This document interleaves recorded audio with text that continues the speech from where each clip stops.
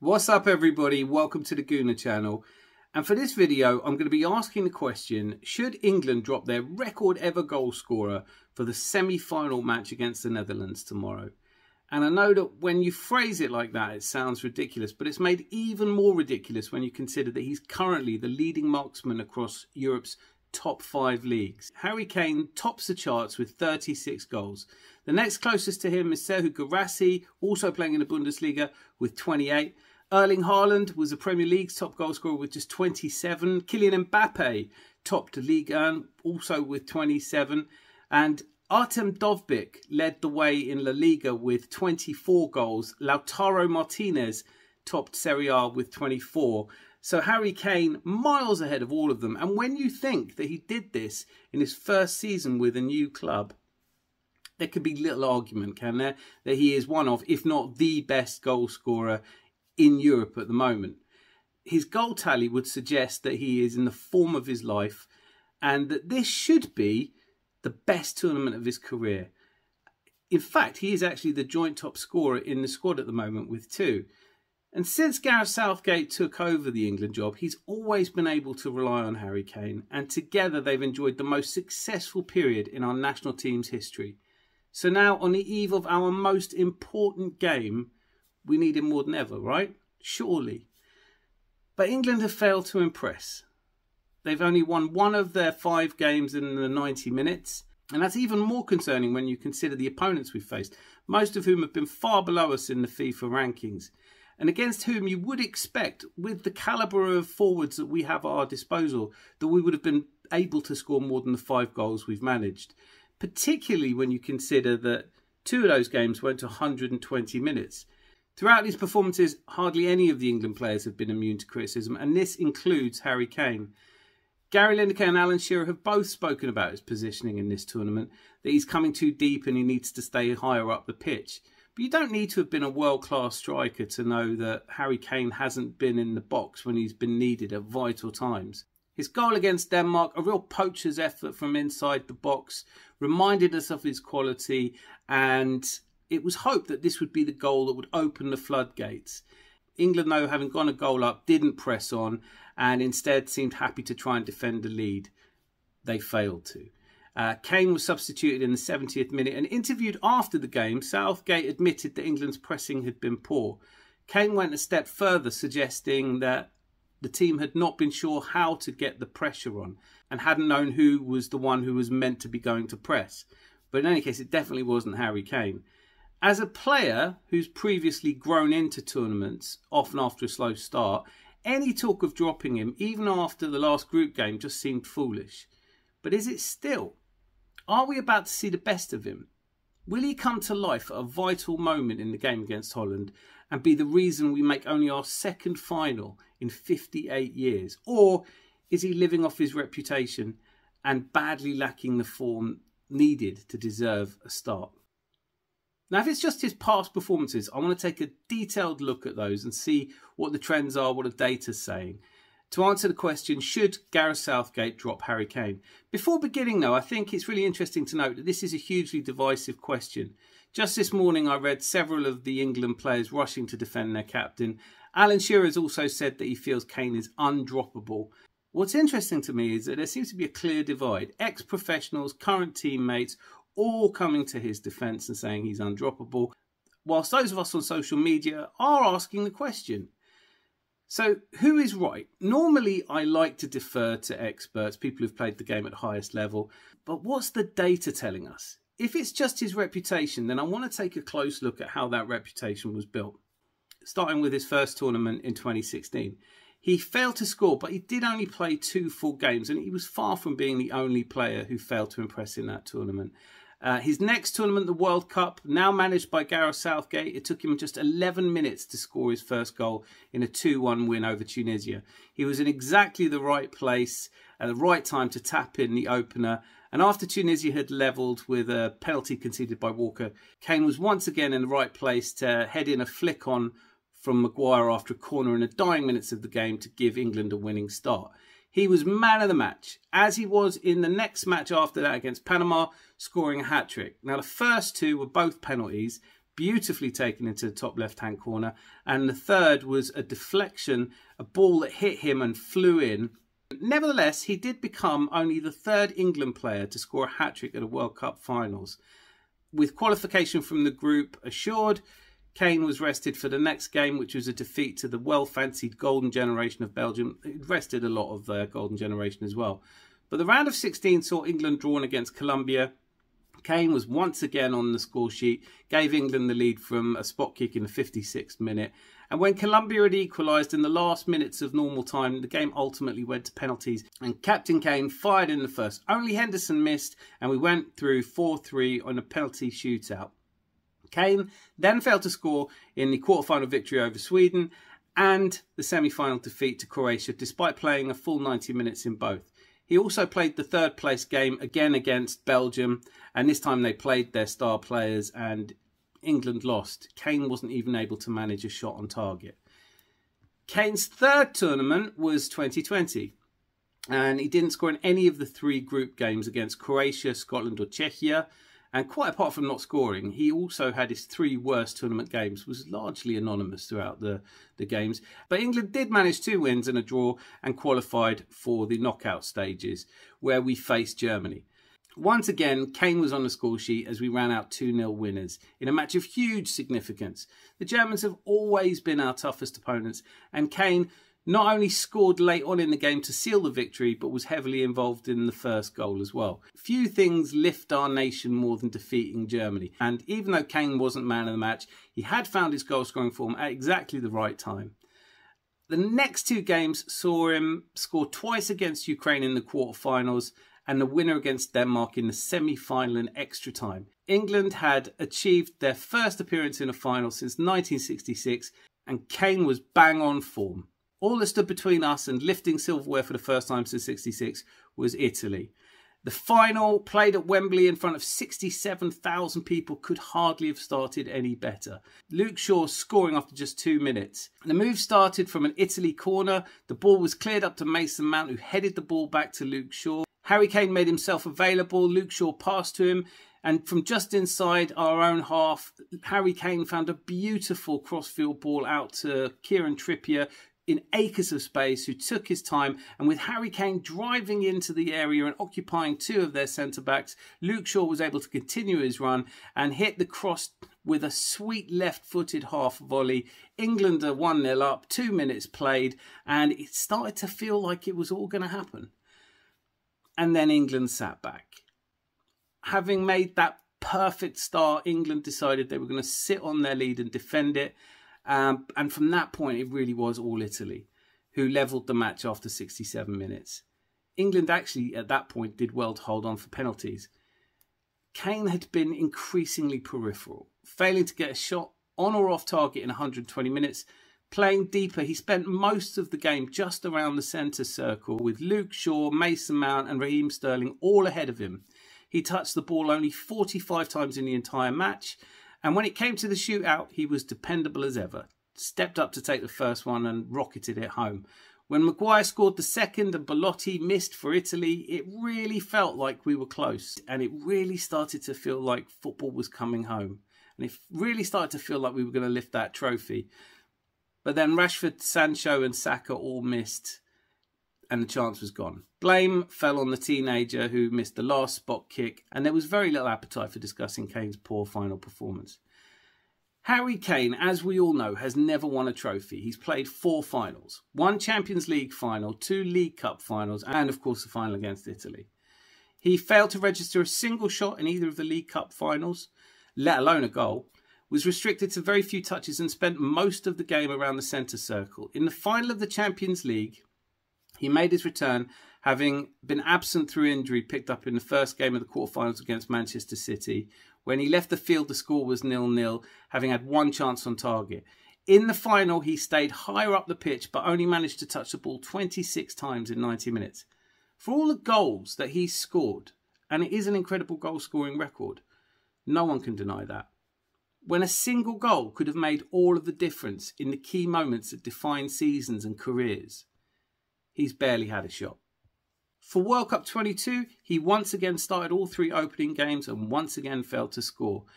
For the first, against Iran, which England won 6-2, he did register 2 assists, his first in tournament football. He also managed an assist in the third game, a 3-0 win against Wales. And to date, these are the only assists he's managed in tournament football.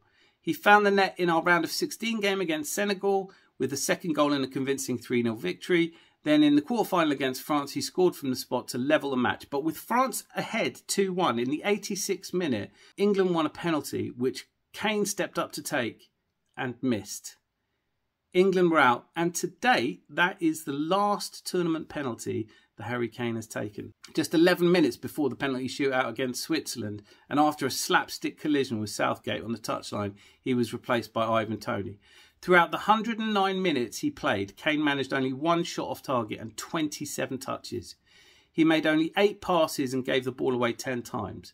His average position was just ahead of the centre circle, and he effectively played deeper than Saka, Foden, Bellingham and Trippier. Most of the game, Kane played at a walking pace and failed to have any impact on the game at all. But in the aftermath of a fine penalty shootout victory, including a quite spectacular no-look penalty from Ivan Toney and a redemptive one by Bukayo Saka, just how brave he was to step up and take that after what had happened in the previous Euro tournament. But in the heady excitement of that victory, few pundits seem to have noticed that Harry Kane was a shadow of the player that we'd hoped for and needed. Just like all the great strikers, all that really matters is their goals. And as I've already mentioned, Harry Kane has scored twice in this tournament. The first from inside the box against Denmark, and the second, the winner in extra time against Slovakia, after Ivan Toney had headed the ball to him and he was in exactly the right place at the right time. He's never been a player to get a lot of touches in a game. Over the years, there's been a steady decline though. In 2016, he touched the ball every 2 minutes. By the World Cup in 2018, it was 2.3 minutes. By Euro 20, it was 2.5 minutes. It did rise again for the World Cup in 22 to 2.3. But in this tournament, he's managing a touch every 4 minutes or so. And in the 5 games he's played, he's had 4 shots on target, 4 shots off target, and missed 3 big chances. He's attempted a total of 69 passes and completed only 51 of them, giving him an average of 10 completed passes a game. He's given the ball away 41 times and he's won fewer than half his duels, winning on average just 5 per game. In those 5 games, he has made 1 successful dribble, and his involvement so far in the tournament has been negligible apart from the goals. He has an XG of 2 and he's scored 2. So scoring exactly what you'd expect of him. The overall picture though is of a player not getting into the right positions to be truly effective. He's never been a player with explosive pace, but he has played this tournament as if it were walking football. And this has led to questions around his fitness. He wasn't able to play the last game of the Bundesliga season with a back injury, which robbed him of the slim chance he had of overhauling Lewandowski's record of 41 goals. A record that seemed well within his sights earlier in the season. But his form had dropped somewhat before that as well. Since scoring a hat-trick in Bayern's 8-1 demolition of Mainz in March, he scored only 4 more goals from open play till the end of the season. Had he been suffering before that final game? Thomas Tuchel said Harry is receiving treatment from his personal doctor. He cannot travel. He had a complete blockade in his back. It's gotten worse and it bothers him in everyday movements. So going into this tournament, Kane hadn't played for a month. Surely if he were less than 100% fit, we could have expected him to get fewer minutes in this tournament. After all, no one's better placed than the England camp to determine the fitness of their captain. But back injuries aren't easy to diagnose. And if he is suffering and he just doesn't want to say because he wants to play, he wants to be there for England, then it's possible that he might not be at his best and still be past fit. His have certainly not been the only lacklustre performances of the tournament. England have yet to exhilarate. For all that they've been unexciting to watch, though, they are in the semi-final against the Netherlands, who, for their own part, have not always played with the kind of flair you expect from a Dutch team. But they have grown into the tournament since that exciting defeat to Austria. Now, England could do worse than follow Austria's lead when playing the Dutch. The Austrians were able to upset the rhythm with high-octane pressing high up the pitch, giving the Netherlands as little time as possible on the ball. And England will certainly have their work cut out trying to do that, and particularly if they're carrying a player who's not mobile at the moment. So do we drop Harry, our captain, our talisman, an ever-present in the Southgate era that is unmatched in success? Only Sir Alf Ramsey, the architect of our solitary victory, can boast better, yet even he never reached 3 semi-finals. Gareth has never been far from criticism. As fans, we want it all, success and style. He's focused not on attractive football, but instead on delivering results. In the past, he's turned a deaf ear to the derision of some of his selections, sticking with Harry Maguire and Jordan Henderson, even when everyone else had lost faith. For this tournament, though, he seemed to, for the first time, have bowed to public pressure and dropped both, alongside Marcus Rashford, Raheem Sterling and Jack Grealish. Where he often previously selected through loyalty, now form seemed to be more important. In came largely untested talent, the likes of Gahey, Palmer, Wharton, Eze, Gordon, Watkins, Bowen, players who'd impressed this season. When Southgate took over, England were arguably at their lowest point. Defeat by Iceland in a game where the team failed to create any chances and looked short of ideas, and Southgate was not afraid to ring the changes. Out went Joe Hart, Gary Cahill, Chris Smalling, Eric Dyer and Wayne Rooney. This will be his 4th tournament and quite possibly his last. In that time, we've made 1 quarter-final, 2 semi-finals and a final. Far more highly regarded and successful managers have failed to achieve a fraction of what he has, and he deserves enormous credit for that. A defender by trade, he's built a solid and sometimes stolid foundation for success. He's not someone we expect to surprise us, but he is effective. He's persevered with Harry, and few really expect him to change that. But not everyone is of the opinion that he should either. Since the country has calmed down from the euphoria of the win over Switzerland, there's been far less criticism of Southgate or the team. It feels as though people are prepared to trust the process, to trust that even though we seem to be riding our luck, we are within 2 games of the ultimate success, and we should keep riding it. More than once I've heard people quote Napoleon, who said, "Give me lucky generals," implying that given the choice between the good and the lucky, he would have preferred the latter. It's nonsense, obviously. He not only never said it, but anyone who knows anything about Napoleon Bonaparte knows that he's far from the sort of tactical genius who ever expected to rely on luck. He made his formidable reputation on planning every detail, no matter how minute. And he might well have approved of Gareth Southgate, who seems to do the same. Although at times I think he would have wondered, as we've all done, whether Southgate is decisive enough. He does appear to wait too long to change, that which is clearly not working. In this tournament, he waited till the game against Switzerland to change the formation, and as so often in his reign, he refused to yield to the public opinion that Foden or Saka needed to be dropped. Now, few, if any, expect him to drop Kane, a captain he's relied on for but one of his tournament games. Does Gareth believe that when the moment comes, Kane will be there? So often when we've needed a goal, he has been. But is that the whole truth? Of his 14 tournament goals, only 3 could be said to have been winners. His late goal in the first group game of World Cup 18 against Tunisia, his extra time winner against Denmark in Euro 20 when Sterling had won a penalty and Kane stepped up to take it, and even though Kasper Schmeichel saved it, he pounced on a rebound to send us through to the final. That's the only time he's ever scored in a semi-final. He failed to score against Sheffield United over 2 games of the semi-final for the League Cup in 2015, nor did he score in a 2-0 win over Stoke in the semi-final of the League Cup in 21, and he was unavailable for both games against Ajax in the Champions League. In the past, Kane has been open when discussing that he struggled with confidence. Does this affect him in the big games?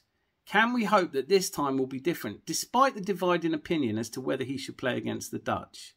No one is claiming that he is playing well right now. Rio Ferdinand, Lineker and Shearer have all weighed in on this. Ferdinand, speaking after the game against Denmark, said, "I would be going mad. I'd be screaming. I couldn't have my centre forward not filling in the same workload that the others are putting in." Lineker said of him, "I think Harry Kane has to do a lot better. His movement was minimal. He didn't look to go behind. He doesn't often, but even when he was coming short, he was just drifting short, very lethargically, plodding short. That's not going to help." Writing since then, Shearer has asserted that unless Harry Kane is injured, he plays. He's the captain and the record goal scorer. There's no way you can leave him out. Yes, he's not looked as sharp as we'd like him to, but he has got 2 goals. Whether he's carrying an injury, I don't know, but he certainly hasn't looked sharp. We all know that if a chance falls to him, then he'll more than likely put it away. So if we can all agree that Harry Kane isn't playing particularly well at the moment, and looking back at his reputation, his past performances, he never seems to score in the big matches that matter most, then surely it makes sense to drop him. What are we expecting after all? If things go to the form that Harry Kane has shown in the past, then he will occupy space around the centre circle, hardly get into the game at all, not have many shots to speak of, not create any goals for anyone else, and unless he gets a penalty that's saved and he scores on the rebound, he isn't going to score either. So doesn't it make sense to drop him? Of course, if we don't make changes and the Dutch beat us, Southgate will have to accept the blame. If Kane plays and is as ineffective as he has been in every other similar situation, then the chorus of "I told you so's" will be deafening. If he changes things and we lose, all of us armchair managers are going to say, well, he should have stayed with the tried and tested.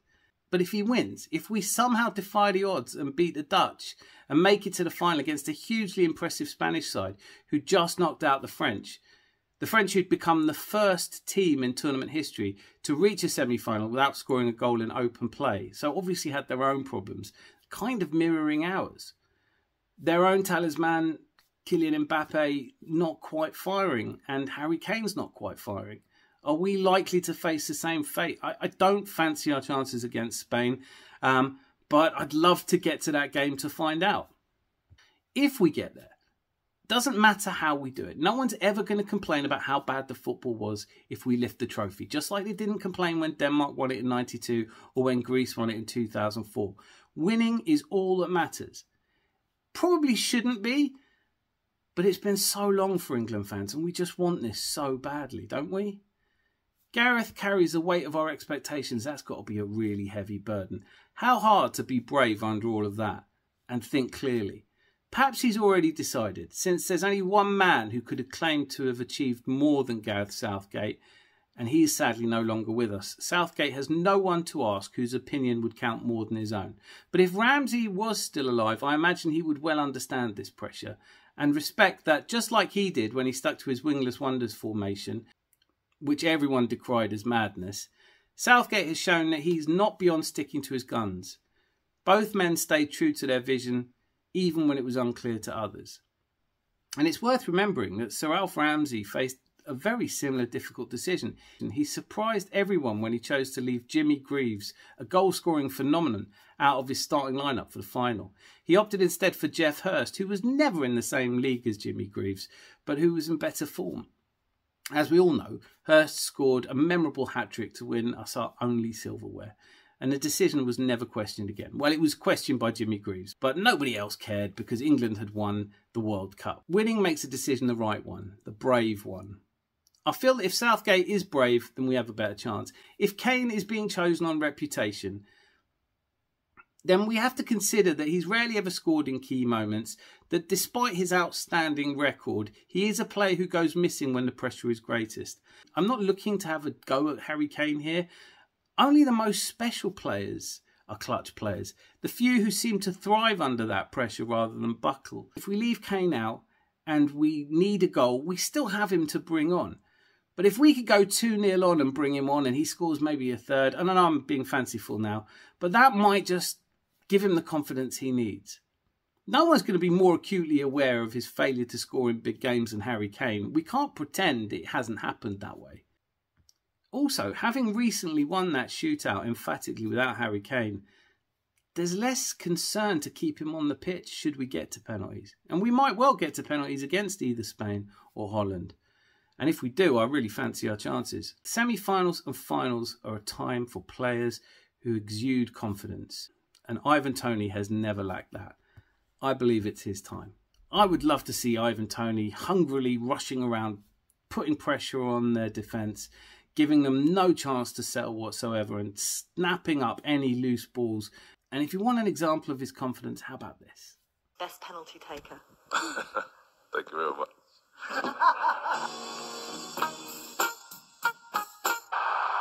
No problem again. You can see him staring the goalkeeper down. What a penalty. How do you do that? How do you not even look at the ball? Now, I'm not a massive fan. I didn't want to see him in an Arsenal shirt. But if you're asking me, or if my opinion is worth anything to you, and I hope it is, yours is certainly worth something to me, then I drop Harry Kane. This is far too important. We need this. I'd love to hear your thoughts, as I said. Let me know in the comments below if any of what I've said has changed your mind, or if you just think I'm mental. After all, Harry Kane is England's captain, England's record goal scorer, joint top goal scorer, and when needed in the box, you trust him to finish. So, whatever happens, all I really care about is that England win. I am so sick of seeing us come close and not quite do it. So after all that, my assessment is very simple. We drop Harry Kane to the bench for the game against the Dutch in favour of an Ivan Toney, who offers us more impressing, will stay up front more, and I think is in better form and can have his Jeff Hurst style moment. Let me know in the comments if you think I'm absolutely mental. If nothing I've said has made you change your mind whatsoever, I wanted to say a massive thank you for sticking with it this long. And until I see you again, after what I hope is a glorious English victory against the Dutch, be lucky and lots of love.